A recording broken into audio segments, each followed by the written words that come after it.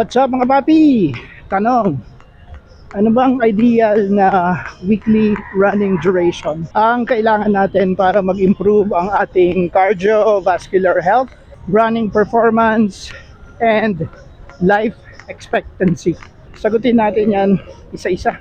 For cardiovascular health and longevity, ang effective minimum duration is at least 150 minutes per week of moderate intensity running. Moderate meaning yung pwede pa kayong magkwentuhan habang tumatakbo.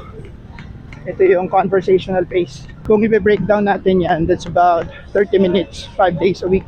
Or pwede rin naman 75 minutes per week of vigorous intensity running. Ito yung tipong breathless ka na, but not sprinting ha.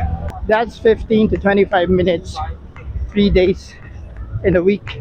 Research shows this level can cut cardiovascular risk by 30% and improve life expectancy by 3 to 6 years mga paps. Grabe no? Yan na lang muna for now. On our next video, share ko sa inyo yung duration na kailangan natin if we're targeting performance gain, better endurance, and of course speed. And that's it. Have a blessed Wednesday. Run, run, run, Arcovia. Hee hee.